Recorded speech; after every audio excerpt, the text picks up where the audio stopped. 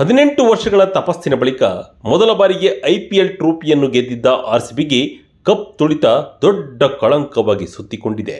RCB ವಿಜಯ ಯಾತ್ರೆಯ ವೇಳೆ June 4ರಂದು Chinnaswamy stadium ಬಳಿ ನಡೆದ ಕಾಲ್ತುಳಿತದಲ್ಲಿ 11 ಜನ ಸಾವನ್ನಪ್ಪಿದರು.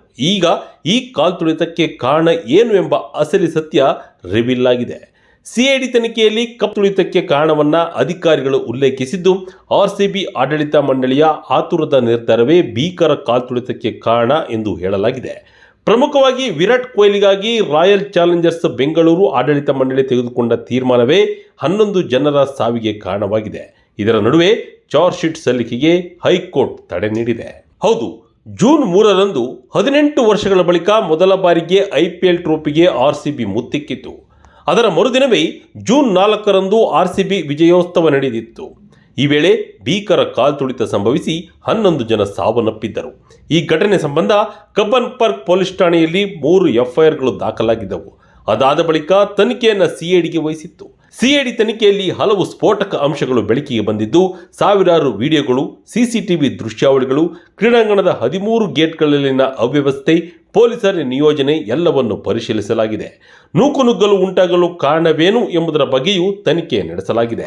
ಸಿಐಡಿ ತನ್ನ ವರದಿಯಲ್ಲಿ ಆರ್ಸಿಬಿ ಸಿಇಒ ರಾಜೇಶ್ ಮೆನನ್ ಹಾಗೂ ಮಾರ್ಕೆಟಿಂಗ್ ಮುಖ್ಯಸ್ಥ ನಿಖಿಲ್ ಸೋಸಲೆ ಕಾರ್ಯಕ್ರಮದ ಆಯೋಜನೆ ನಿರ್ಧಾರ ಮಾಡಿದರು ಎಂದು ಉಲ್ಲೇಖಿಸಿದೆ ಎಂದು ತಿಳಿದು ಬಂದಿದೆ. ವಿರಾಟ್ ಕೊಹ್ಲಿಯ ಕಾರಣ ಕೊಟ್ಟು ಕೊಹ್ಲಿ ಆಪ್ತ ನಿಖಿಲ್ ಸೋಸಲೆ ಕೆಎಸ್ಸಿಯ ಮೇಲೆ ಅತಿಯಾದ ಒತ್ತಡ ಹಾಕಿ ಕಾರ್ಯಕ್ರಮ ಆಯೋಜಿಸಿದ್ದರು ಎಂದು ವರದಿಯಲ್ಲಿ ಉಲ್ಲೇಖಿಸಲಾಗಿದೆ.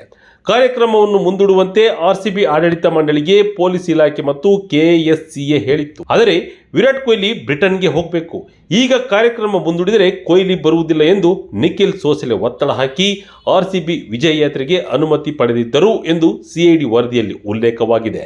ಇದರ ಜೊತೆ ಟಿಕೆಟ್ ಗೊಂದಲ ಮತ್ತು ಟ್ವೀಟ್ನಿಂದಾಗಿಯೂ ಹೆಚ್ಚಿನ ಜನರು ಆರ್ಸಿಬಿ ವಿಜಯ ಯಾತ್ರೆಗೆ ಸೇರಿದ್ದು ಘಟನೆಗೆ ಪ್ರಮುಖ ಕಾರಣವಾಗಿದೆ ಎಂಬುದನ್ನು ಪೊಲೀಸರು ತಮ್ಮ ತನಿಖೆಯಲ್ಲಿ ಕಂಡುಕೊಂಡಿದ್ದಾರೆ. ಆರ್ಸಿಬಿ ಉಚಿತ ಟಿಕೆಟ್ ಘೋಷಿಸಿದ್ದರಿಂದಲೇ ಹೆಚ್ಚು ಜನ ಸೇರಿದ್ದರು ಎಂದು ತನಿಖೆ ವರದಿಯಲ್ಲಿ ದಾಖಲಾಗಿದೆ. ಪೊಲೀಸರ ಬಂದೋಬಸ್ತ್ನಲ್ಲಿ ಲೋಪವಾಗಿತ್ತು. ಕಾಲ್ತುಳಿತದ ವೇಳೆ ಗೇಟ್ಗಳ ಬಳಿ ಪೊಲೀಸರೇ ಇರಲಿಲ್ಲ. ವಿಧಾನಸೌಧದ ಬಳಿ ಹೆಚ್ಚು ಗಮನ ಹರಿಸಲಾಗಿತ್ತು. ಕೆಎಸ್ಆರ್ಪಿ ಸಿಬ್ಬಂದಿಗೂ ಈ ಬಗ್ಗೆ ಸರಿಯಾದ ಮಾಹಿತಿ ನೀಡಿರಲಿಲ್ಲ. ಐಪಿಎಲ್ ಮ್ಯಾಚ್ ರೀತಿಯಲ್ಲಿಯೇ ಕೆಎಸ್ಆರ್ಪಿಗೆ ಸಂದೇಶ ನೀಡಲಾಗಿತ್ತು ಎಂದು ಸಿಐಡಿ ತನ್ನ ವರದಿಯಲ್ಲಿ ಉಲ್ಲೇಖಿಸಿದೆ. ಸದ್ಯ ಈ ಎಲ್ಲ ಅಂಶಗಳನ್ನು ಸಿಐಡಿ ದಾಖಲಿಸಿಕೊಂಡಿದ್ದು, ತನಿಖೆ ಮುಂದುವರಿಸಿದರೆ ಎಲ್ಲ ಅಂಶಗಳನ್ನು ಪರಿಶೀಲಿಸಿದ ಬಳಿಕ ವರದಿ ಸಿದ್ಧಪಡಿಸಿ ನ್ಯಾಯಾಲಯಕ್ಕೆ ಸಲ್ಲಿಸಲಾಗಿದೆ. ಇದರ ನಡುವೆ ಆರ್ಸಿಬಿಗೆ ಕರ್ನಾಟಕ ಹೈಕೋರ್ಟ್ ರಿಲೀಫ್ ನೀಡಿದೆ. ಸದ್ಯಕ್ಕೆ ಆರ್ಸಿಬಿ ವಿರುದ್ಧ ಅಂತಿಮ ವರದಿ ಸಲ್ಲಿಕೆ ಹಾಗೂ ಚಾರ್ಜ್ ಶೀಟ್ ಹಾಕುವುದಕ್ಕೆ ಮಧ್ಯಂತರ ನಿರ್ಬಂಧವನ್ನು ಹೈಕೋರ್ಟ್ ವಿಧಿಸಿದೆ. ಆರ್ಸಿಬಿ ಹಾಗೂ ಡಿಎನ್ಎ ಈವೆಂಟ್ ಮ್ಯಾನೇಜ್ಮೆಂಟ್ ಕಂಪನಿ ವಿರುದ್ಧ ಚಾರ್ಜ್ ಶೀಟ್ ಸಲ್ಲಿಸುವುದು ಬೇಡ ಎಂದು ಆದೇಶ ನೀಡಿದೆ. ಆರ್ಸಿಬಿ, ಡಿಎನ್ಎ ಹಾಗೂ ಕೆಎಸ್ಎ ಸಲ್ಲಿಸಿದ ಅರ್ಜಿಯನ್ನು ವಿಚಾರಣೆ ನಡೆಸಿದ ನ್ಯಾಯಮೂರ್ತಿ ಎಸ್ ಕೃಷ್ಣಕುಮಾರ್ ಅವರು ಮಧ್ಯಂತರ ಆದೇಶವನ್ನು ನೀಡಿದ್ದಾರೆ. 3 ಸಂಸ್ಥೆಗಳು ಕಾಲ್ತುಳಿತಕ್ಕೆ ಸಂಬಂಧಿಸಿದಂತೆ ತಮ್ಮ ಮೇಲೆ ಹಾಕಿರುವ ಎಫ್ಐಆರ್ ಅನ್ನು ರದ್ದುಗೊಳಿಸುವಂತೆ ಅರ್ಜಿ ಸಲ್ಲಿಸಿದವು. ಅರ್ಜಿದಾರರ ಪರ ಹಿರಿಯ ವಕೀಲರಾದ Sandesh G Chowta, C V Nagesh, Kiran S Jawalli court ಮುಂದೆ ವಾದ ಮಂಡಿಸಿದರು. ಒಟ್ಟಿನಲ್ಲಿ ಆರ್ಸಿಬಿ ಕಪ್ ತುಳಿತಕ್ಕೆ ವಿರಾಟ್ ಕೊಹ್ಲಿ ಪರೋಕ್ಷ ಕಾರಣ ಎಂಬುದು ದುರಂತ. ಸಿಐಡಿ ತನಿಖೆಯಲ್ಲಿ ಮತ್ತೇನೆಲ್ಲ ಅಂಶಗಳು ಬಯಲಾಗುತ್ತವೋ ಕಾದು ನೋಡಬೇಕು. ಅದರ ಜೊತೆ ಹೈಕೋರ್ಟ್ನಿಂದ ಆರ್ಸಿಬಿಗೆ ತಾತ್ಕಾಲಿಕ ರಿಲೀಫ್ ಸಿಕ್ಕಿದೆ. ಆದರೆ ಆತುರದ ನಿರ್ಧಾರದಿಂದ ಪ್ರಾಣ ಕಳೆದುಕೊಂಡ 11 ಅಮಾಯಕ ಅಭಿಮಾನಿಗಳ ಕುಟುಂಬದವರ ಕಣ್ಣೀರಿಗೆ ಯಾರು ಹೊಣೆ?